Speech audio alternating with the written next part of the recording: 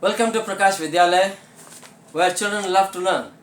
I am Ramanuj Sir, your English teacher here, and today we are going to read a poem. My dear students of class 8, hope you have been through the lines of the poem, through the pages that we have sent to you. The Ant and the Cricket. Hope you have read that. Well, I should say English is as easy as said. Science is adventure, whereas English is picnic. So let us enjoy the picnic reading English. English classes are more enjoyable. Let us see how we enjoy the poem today. The Ant and Cricket is a poem adapted from the Aesop's fables. The word fable must be arising questions in your mind. We have all read about stories, but what is a fable about? A fable generally is about the animals as characters in the story, and the story represents a moral in the end for all of us to learn. There is some content of morality in the story where animals are characterized as persons there. Let's go through the lines of the poem. The cricket shows a lazy person. It's picturized as a lazy character, and the ant is picturized or focused as an active person. And here we should understand that the poet is trying to explain to us how we people as humans have different characteristics, like symbolized here in the poem as ant and cricket. A silly young cricket, accustomed to sing through the warm sunny months of summer and spring. See the rhyming words? The first line ends with the word sing, and the second line ends with spring. These are the rhyming words. A silly young cricket, accustomed to sing through the warm sunny months of summer and spring, began to complain when he found that at home the cupboard was empty and winter was come. Just pay attention. Who complained? Who complained? To the ant. Here we see that the cricket enjoyed all through the summer. It did not work hard. It did not store any grain for its days to come. And it enjoyed all the time singing and skipping about. But when it was time, winter had come, there was no food at home. That's why an English saying goes, make hay while the sun shines. Better prepare yourselves when you have ample of time, when you have got lots of time. We do generally is, we simply waste our time a lot, and just before exams we run down to the books, the guides, the help series and all. We are not bothered when we have a lot of time with us. Again, a lesson to learn, dear students. When you have time, get busy, work hard. See that you make best use of your time. Not that we simply waste the time that is at hand and later we repent, like the cricket. Let's see what is it saying. The cricket began to complain when he found that at home his cupboard was empty and winter has come. And when winter came, there was no food in store for the poor cricket. What had he to do now? Let's see what the poet says in the next few lines. Not a crumble to be found. Not a crumb to be found on the snow-covered ground. Not a flower could he see, not a leaf on a tree.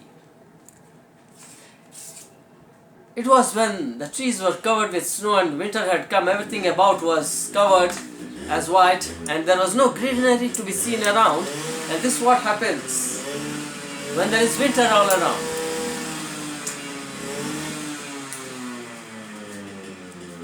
On the snow-covered ground, not a flower could he see, not a leaf on the tree. Oh, what will become, says the cricket, of me? And now the cricket was really worried. What will happen to me? What will I do? When there is no food, nothing to be seen on the ground to collect or eat. There is no grain to be eaten. What could he do when he could find nothing around to feed itself? So, we should learn that we should make hay when the sun shines. At last, by starvation, famine made bold, all dripping with wet and all trembling with cold, away he set off to miserly ant. What could he do now? He thought himself that he could sought the help of the ant. And here the poet says, a miserly ant. You know who is a miser?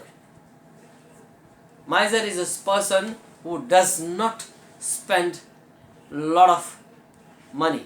A miser. A spendthrift is a person who spends too much. That's the antonym of spendthrift, is a miser. And it went to the ant, requesting the ant to give him some food.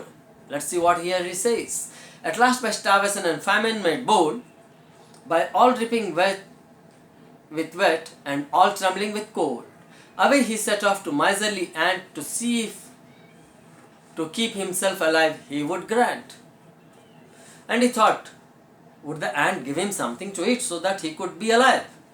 He wanted to go and ask the ant his stock of grain. Well, listen carefully there. To see if to keep him alive he would grant him shelter from rain. Now he wanted to take shelter from the rain from the ant. But let's see whether ant gives him shelter or not. And a mouthful of grain. He wanted both shelter and food. He wished only to borrow. He would repay it tomorrow. The cricket said, just lend me some grain. I'll give it back to you. If not, he must die of starvation and sorrow. And he thought, if the ant did not provide him any food and shelter, surely he would die out of starvation, because he had not kept any food for himself, and when it was the prime time for him to gather and store food, he was simply wasting time jumping and singing around. Says the ant to the cricket, I am your servant and friend, but we ants never borrow, we ants never lend. Not beautiful lines the ant says here. We ants never borrow, we ants never lend. We have read that ants are very active creatures, very intelligent creatures who work throughout, and they never take rest till the time comes for them to be inside their homes. It's only during the rainy season that they keep themselves inside, otherwise they work throughout the other seasons and keep on storing food and other requirements for their rainy days.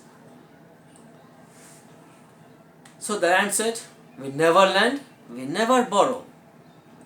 But tell me, dear cricket, did you lay nothing by when the weather was warm? Quoth the cricket, not I. The ant asked the cricket, have you stored anything for yourself? Quoth the cricket. Quoth means said. Said the cricket, no, I haven't kept anything. My heart was so light that I sang day and night, for all the nature looked gay. The nature looked so beautiful that I never bothered to store anything. I kept on singing, I kept on jumping and enjoying the time all throughout. For all the nature looked gay, you sang, sir, you say. And I kept on singing. Go then, says the ant. Then the ant says, oh, so you are saying that you sang. You sang and enjoyed. Well then, go away. Go away. I cannot help you anything. Go away and dance the winter through. Go then, says the ant, and dance the winter away. Thus ending, he hastily lifted the wicket, and out of the door turned the poor little cricket. Folks call this a fable. I'll warrant it true. Some cricket have 4 legs, and some have 2. What beautiful lines the poet has mentioned in the last stanza here. He says, the ant chased away. The ant showed him the way out of his house, not to give any help. And the poet stresses on the last 2 lines, saying that, folks, this is a fable. I'll warrant it true. It's not a fable. It's not a creative story. He says, the poet says, it is a fact. It is a truth. It is a truth among us humans, that we waste time when there is a lot with us, and when in time of needy we repent that we have wasted a lot of our time which would have been helped us. Some crickets have 4 legs and some have 2. Just give importance to the last line here. Here he says some cricket have 4 legs. We have seen the cricket. Here he says some cricket have 4 legs and some 2. May I know who is this 2-legged cricket? Anyone? Here the poet is pointing us the human beings. Yes, the lazy human beings who do not do anything during the prime of their life and later repent when the time is lost. Hope you all have understood. Read the lines once again to be more clear. Thank you very much.